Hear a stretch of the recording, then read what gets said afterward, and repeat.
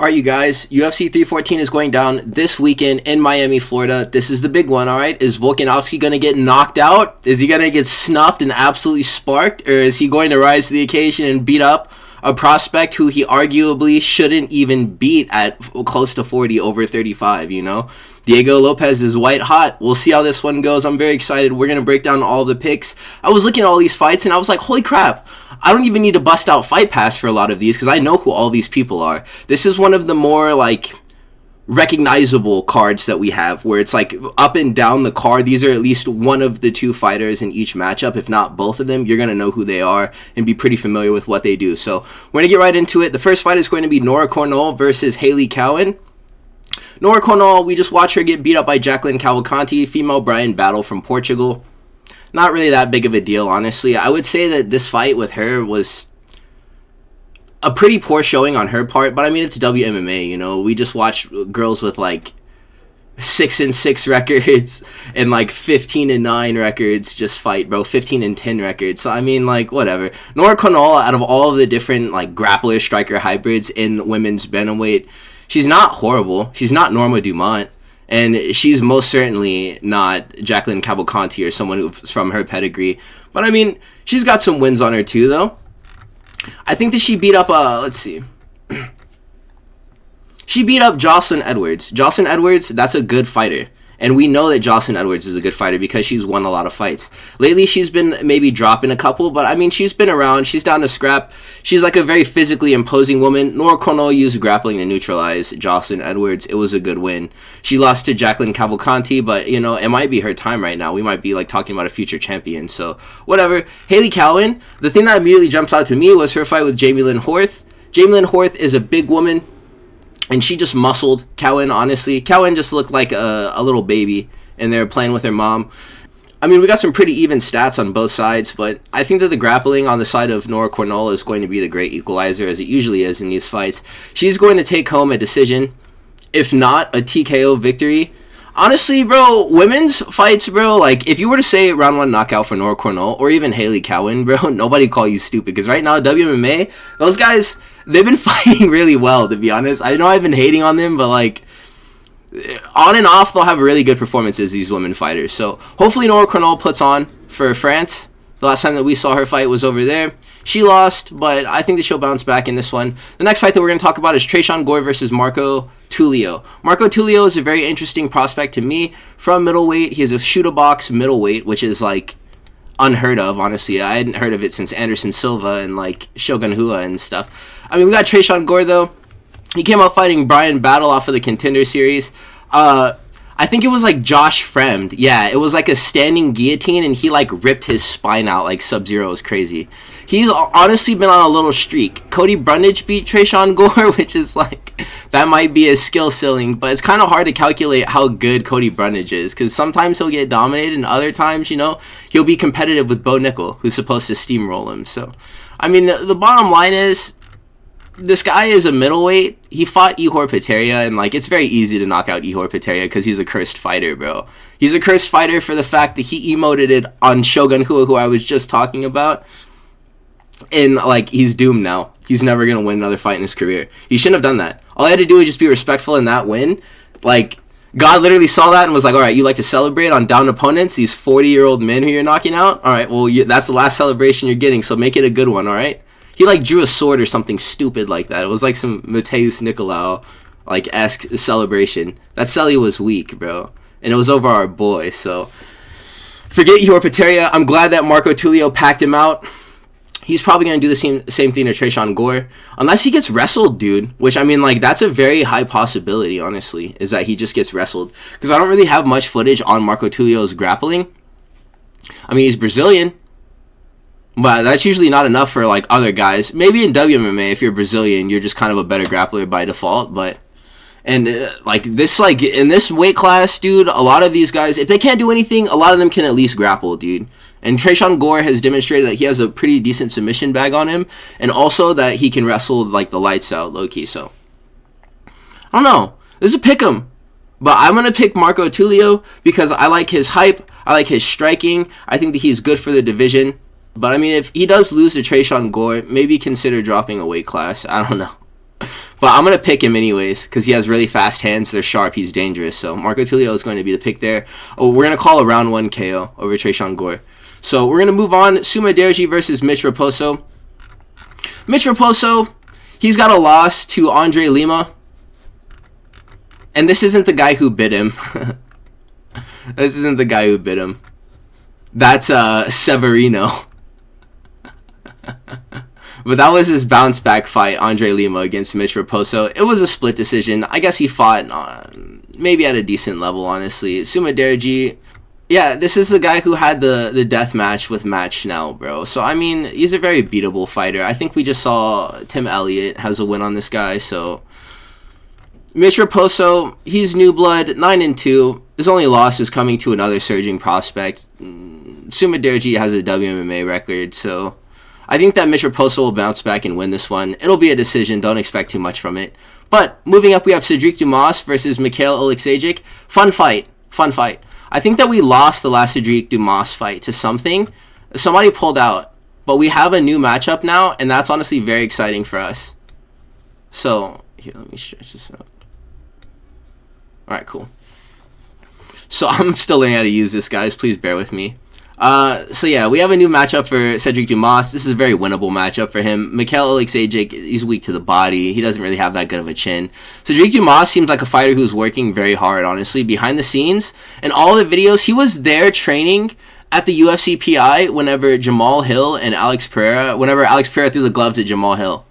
He was there training that day at the UFC PI. He was there in that video. Sedriques Dumas seems to be getting a lot of work with high-level guys, honestly. And I think against 19-9, like, journeymen, he is going to do well. He had a competitive fight with Nursultan Rozaboev.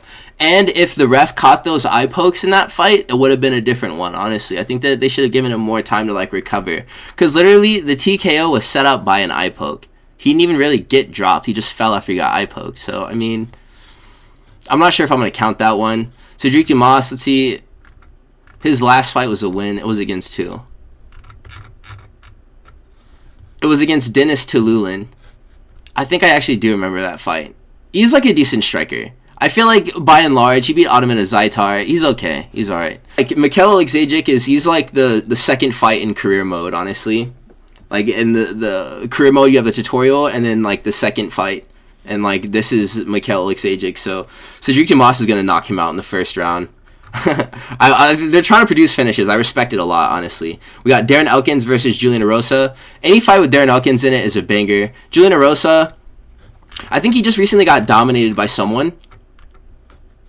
Yeah, it was Fernando Padilla. He came out and he got knocked out. So, I mean, that can happen to him. Just recently, though, he did beat Christian Rodriguez by first-round submission, and he made him look like a chump. Which, I mean, like, that's literally both sides of the sport. You can literally get subbed or knocked out in the first round brutally, and then you can come out and sub another guy in the first round who's better than the guy that knocked you out. People think, at least, you know? Like, Christian Rodriguez has been around for a long time, and people know who he is. A win over Ricardo Ramos, that's another good thing for him as well. And that's just recent, too. Ricardo Ramos has wins over a bunch of people, honestly. But he beat up Ayman Zahabi. He knocked him out back in the day. So, that's a good win. Darren Elkins, I mean, he really needs no introductions. This guy is just blood and guts. You know, this is the thing that's going to make me pick Julian Erosa in this fight. Darren Elkins has lost to Jonathan Pierce. He's also lost to Cub Swanson. And I feel like Julian Erosa competes at least the level of a Cub Swanson. So, I mean, like... It's crazy how we're using him as a metric and he's so old. But, I mean, dude, those hands are definitely still dangerous. I think that for a different set of reasons, Julian Erosa is about equal to Cub Swanson. As far as just, like, IQ and ability goes. I think that they can mix the martial arts at about, like, the same level of proficiency. It's just they have different strengths. Cub Swanson has power in boxing, and this guy honestly has grappling and then movement as well. Good footwork. Nice crisp hands. He's okay, honestly. The takedowns are there, too. I think that he can win this fight. I'm going to pick Julian Erosa to win this fight by decision. Or honestly, even a late sub or an early sub. I feel like he can catch this guy. So submission any round or a decision for Julian Erosa. That's going to be my pick. The next one is going to be Jim Miller versus Chase Hooper. Fun fight. Stylistically, these guys are both grapplers. It's going to be a good one. Let's see how they like measure up to each other as far as physicality goes. I mean, that's quite a record on Jim Miller. He's fought so many times, it's crazy. We got a little reach advantage for Chase Hooper. Seems to be longer and taller, too. Let's see who Jim Miller's last win was against.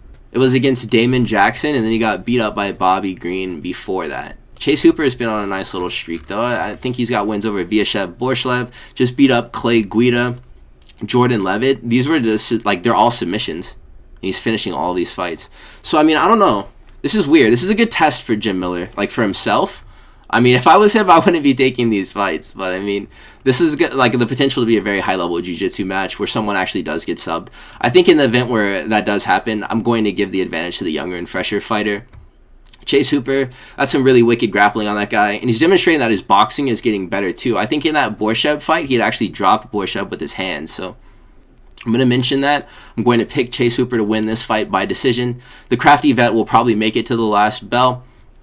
Maybe use his resilience to stay in the fight if it does become like a pure grappling match. But honestly, with the way that Chase Hooper's been looking lately, like a little mini Oliveira, I could see him hurting Jim Miller really bad with all the damage that he took in the Bobby Green fight and then getting to the finish. So round 2 sub for Chase Hooper is going to be my official pick. Moving up the card, we have Xiaonan versus Virna Jandiroba. Honestly, this is a pretty interesting fight. It's funny how I'm saying this is like a pretty good matchup whenever that's actually the number 1 and number 3 ranked women's strawweights in the world, you know. This isn't like an like electric banger. It's just an okay fight, you know. But I mean, Xiaonan, she's demonstrated more. But it's weird because they both have good wins. This actually is going to be a good fight, dude. Virna Jandiroba, she just beat Amanda Lemos. She beat Lupe Godinez too. That's not a bad win. She beat Marina Rodriguez. That's honestly a pretty good win as well. Yeah, Marina Rodriguez, she kind of looked like a chicken in that fight against Jessica Andrade and Yasmin Lucindo. I don't know. The win kind of ages like a little bit not as good. Yan Xiaonan, she's had a higher profile fights. She did lose to the champion just recently, but she did beat Tabitha Ricci, who they were trying to build up. Her and Callum Walsh. For whatever reason, they just love those two, so... And honestly, that's a big win. The organization wants us to think that this is very important. So, I mean, I guess it is. She actually did beat Andrade, though, which is cool. I think that might have been a knockout, too. Or, like, just a dominant decision. Honestly, for some reason, I can see the grappling of Virna Jandiroba giving Yan Xiaonan fits. Because she has problems with, like, the back take position. And I feel like Virna Jandiroba can get to that and just control her. Or however she really wants to control this fight, she can. Her jiu-jitsu is quite formidable because whenever she fought Mackenzie Dern, she beat her and she was grappling with her too. So that counts for a lot in my eyes as far as like women goes, because that not a lot of girls are willing to do that. Virna Jandiroba actually has a really good skill set. I think that I will actually pick her to win this fight just out of the interest of her moving up to the belt, because I think that we need new contenders to challenge for the title. Yan Xiaonan wins this fight. She's right back up there for contention. We already saw how that went with Wei Li, so we're going to pick Virna Jandiroba by a 3rd round submission in this fight. She's going to get it done. She's going to move on to challenge Wei Li, and it's going to be a good fight. I don't think she'll win, but it'll be a good fight. And then at the top of the prelims, we have a banger. This is a good fight. Oh, my bad. I'm sorry. This one is going to be Dan Ige versus Sean Woodson. All right, so, like... It's weird to predict this one because Sean Woodson has a lot of momentum and he's been winning fights against very dynamic strikers. Dan Ige might honestly have issues with the range. It might give him fits, but he's definitely more tested than Sean Woodson. But Dan Ige is tested, honestly, through fights that he didn't win because there's a lot of losses on his record. Honestly, bro, like, if we go through Danny Igue's record, all we're going to see is just a bunch of close fights, bro. That could have gone to any... Like, bro, Lerone Murphy versus Danny Ige. I think Lerone Murphy actually did win that fight, like, pretty cleanly. Ige versus Lopes, that was a super close fight, and he lost. And low-key, he gained points with us because he stepped in on, like, ultra short notice. Like, that dude was literally just, like, drinking a coffee somewhere and went and fought. And that was, like, a really close fight. Honestly, it's hard for Diego Lopes to have taken that fight too, but he still made it very competitive. Beat Andre Fili. You're supposed to do that. I mean, Bryce Mitchell, this was a very close fight. And honestly, I'm not sure if he lost really points in the eyes of the fans for the fact that he lost that one too. Evloev, very close fight. you know? And it's like he lost all of these fights, but we don't really, like, detract from his greatness for the fact that he lost these fights. Which, I mean, good points for him, but basically what I'm getting at is that we can guarantee that Danny Ige will put on a good fight for us and that we'll enjoy watching it, but there's a very low likelihood that he'll win if it's like an actual serious contender, you know? So I feel like Sean Woodson actually is like one of these guys. He's demonstrated, you know, even though his awkward, clunky frame might make it look weird, he can stuff a takedown, sure. And his boxing is really good. And as far as like movement and cage control goes, footwork, he does everything really well. So I think this one does go to a decision. I think it's a war. I think Sean Woodson wins the fight. Unless he can like start really putting shots on Danny Ige. I mean, it's been a while since he fought, so maybe he looks a little bit slower. And if that's the case, maybe Sean Woodson can get a finish. I think this is going to be a guaranteed winner for us, though, in any event, Sean Woodson. And we're going to pick him to win by decision. Nikita Krylov is fighting Dominick Reyes. Oh, so that's where he's been. Dude, where's this guy been at? Honestly, he just disappeared one time. You know, he beat up Volk and Ozdemir and then just rode off into the sunset. Very good wins on Nikita Krylov. A nice little grappling bag on him, too. Dominick Reyes, if he's not ready to actually, like, compete, you know, because he just got that little knockout over Dustin Jacoby, this is a step up in competition for him, you know. And this guy was just getting chinned by Ryan Spann, so I'm not sure if he sweated the rust and if he actually believes in himself now, or if he's, like, still on the same timing that he was whenever he was getting knocked out by Ryan Spann. And if he is, and we can't count him to beat Nikita Krylov, because this is just going to be basically Krylov versus Gustafsson, too. And that's not going to be fun for us to watch. So, I mean, honestly, to play it safe, it might just be better to pick Nikita Krylov. But we don't really know what type of shape he's going to come back in. For sure going to be ring rusted. It's been like 8 million like millennia since he's competed. So, maybe I pick Dominick Reyes off the strength of momentum, you know? And just the fact that we all kind of want to see him make a return. How old is he? Let's see. He can't be too old. 35.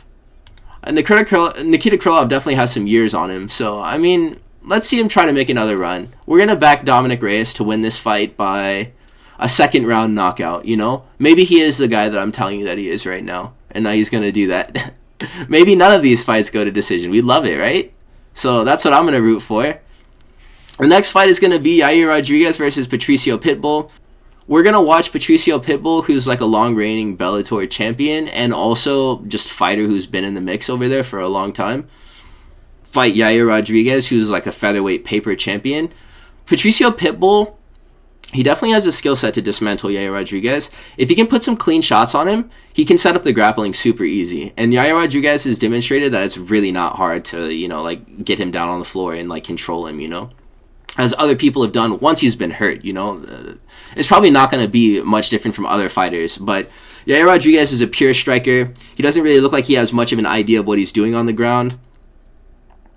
Subbing him and beating him up there is like, it's pretty simple as he's like displayed, you know. So it's just weird because you run the risk in Bellator of the guy just getting completely exposed because he hasn't competed with fighters at the same level as Yair Rodriguez.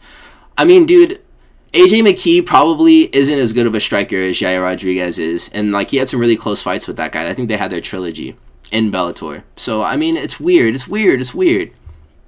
Part of me wants to pick Yair Rodriguez just based off of namesake and the fact that the UFC brass does, like, mean so much as far as its name as a reputable brand.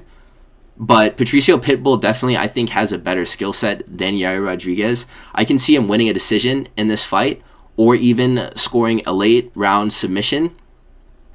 But I could also see Yair Rodriguez putting on a masterclass too. So this is kind of 50-50, bro. This is kind of 50-50. I'm going to pick Patricio Pitbull just because I don't really believe in Yair that much.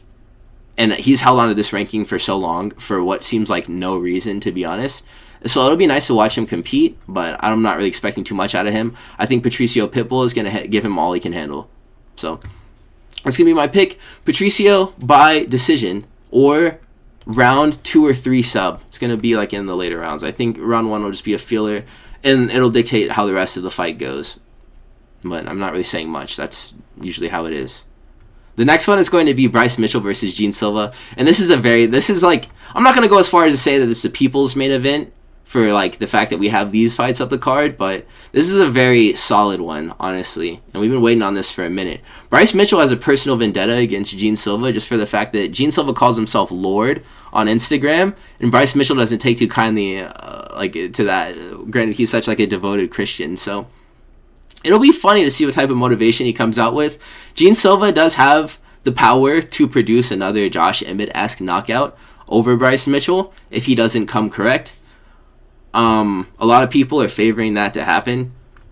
It's strange. It's like Bryce Mitchell, he's one of these fighters where most of the time, at least, you know, he kind of got chinned immediately against Josh Emmett, but he does a good job.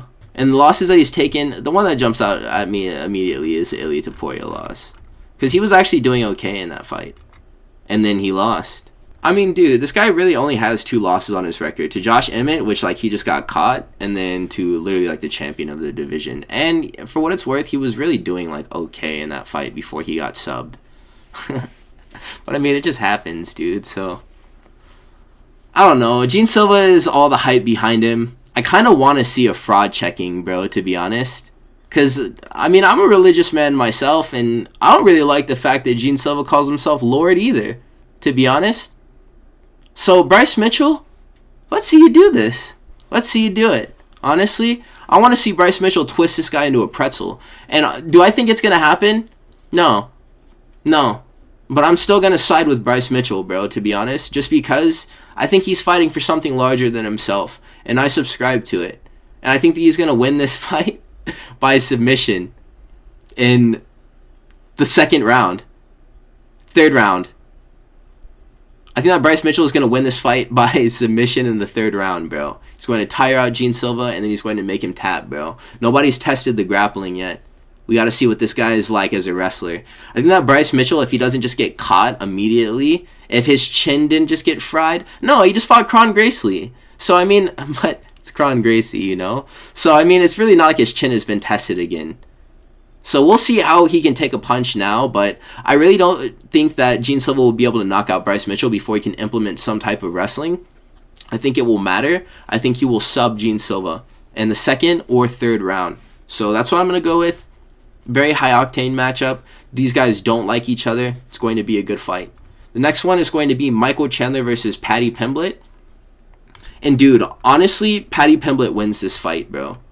And it's crazy for me to like say that, just because of who Michael Chandler is, but there's just one factor, and it's just IQ, bro. Paddy Pimblett and pretty much every single other top-ranked lightweight is just smarter than Michael Chandler. Michael Chandler clearly only cares about putting on interesting fights, and there might be some type of like Kevin Holland defense mechanism, just so that he doesn't have to take himself too seriously in the title picture, you know? Because he doesn't feel like he can actually beat Makhachev in a fight.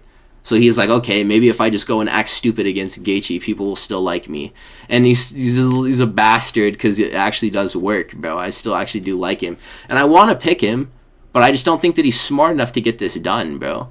And if it is like the Michael Chandler that came out with the directiveness of like the Dan Hooker debut, he has a chance of finishing this super early and getting that win. But Paddy Pimblett, he's not going to be in there taking risks. And he's going to play on the fact that Michael Chandler is going to be trying to produce like a big highlight, you know, and like taking risks to do that. And I think that he's going to either make this a stinker or he's going to capitalize on a big mistake that Michael Chandler is inevitably going to make, because he always makes mistakes whenever he fights. And he's going to sub this guy, bro. And I think that that's the more likely outcome. And I think that it could happen in round 1 too, because Paddy does have a really good ability to see these openings and then just close on the fights, bro. So I think that that's what I'm going to pick, a round 1 submission for Paddy Pimblett. I could see Michael Chandler just getting way too overzealous. Paddy gets in on a shot. Maybe like he's gonna start getting single-legged Michael Chandler, and he's just going to pull guard and try to do a backflip to shake off Paddy, bro, and swing him like over his head. He's gonna do something stupid, bro, and he's gonna sell this. So that's what I'm gonna pick, bro. Paddy Pimblett is just kind of the winner by default here. I think he is going to win this fight by a round 1 submission. He will catch Michael Chandler naked on the ground, and he will snatch up whatever choke presents itself, or even an armbar or something. This guy is going to get way too excited after like he anticipates like something big had happened. Maybe Patty will slip after Michael Chandler throws a big punch, and he's going to be like, oh, I just dropped him. And he's going to jump into his guard and just get choked, bro. So I could totally see it going down like that. That's going to be the co-main event. The main event is going to be Alexander Volkanovski versus Diego Lopes. And the real question here is it going to happen? Are we going to go to bed sad? Are we going to bed sad tonight? Like, are we about to cry our eyes out? Like, is this boo-hoo city for us? Like, if Volkanovski gets knocked out, I'm not going to lie to you. The first time that happened against, like, Islam, I like Islam, so that was actually, like, a celebratory moment for me. I was very happy about that. The second time, though, that made me sad, bro. Like, against Ilya, bro, that made me sad, because he was a lot more crushed over it. All of the gold was gone, and he was like, all right, yeah, like, he should have hung it up right there, bro. I'm not even going to lie, because now he has to fight Diego Lopes, and Diego Lopes isn't the striker that Ilia Topuria is, but he's not too damn far from it, bro. I'm not going to lie to you. They're not, like, incredibly different as strikers from the fact that they can finish people with their hands, you know? And Volkanovski does have a vulnerability to, like, boxing, bro, and volume fighters who do have power, you know? So we're going to see how this one goes. My friend was talking about it with me, and we both kind of think that it might look something like the Sadiq Youssef knockout, where they fight in close, and then Diego Lopes just drops some nasty stuff on Volk in the clinch and gets him up out of there. I don't think that there's really, like, a universe where Volkanovski does win. And if I'm wrong about this, bro, this is maybe going to be the happiest that I'm ever going to have been about being wrong about anything in my entire life. But Diego Lopes just kind of seems like a no-brainer, granted, like, everything that Volkanovski has been through. And even though a win against Diego Lopes wouldn't get his belt back, he would become the people's champion again, bro. As there's no...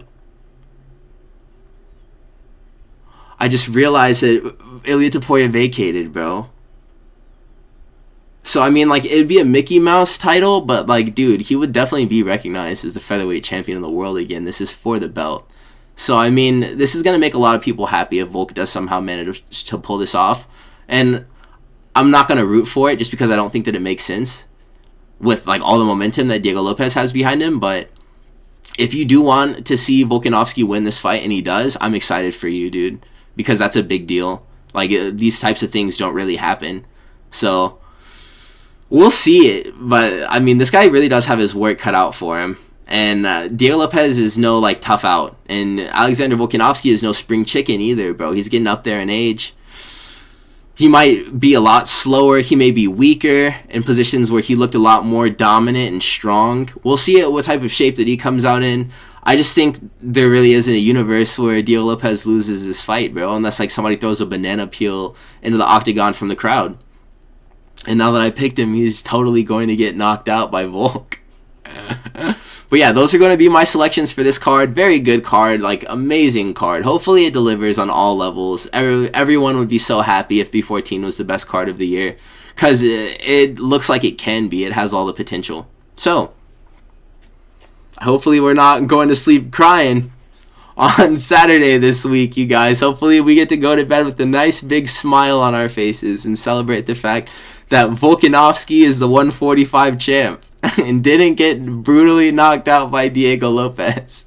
Please like, comment, and subscribe if you made it to this point in the video. I will catch you fellas in the next one. I have more content coming very soon. Stay tuned.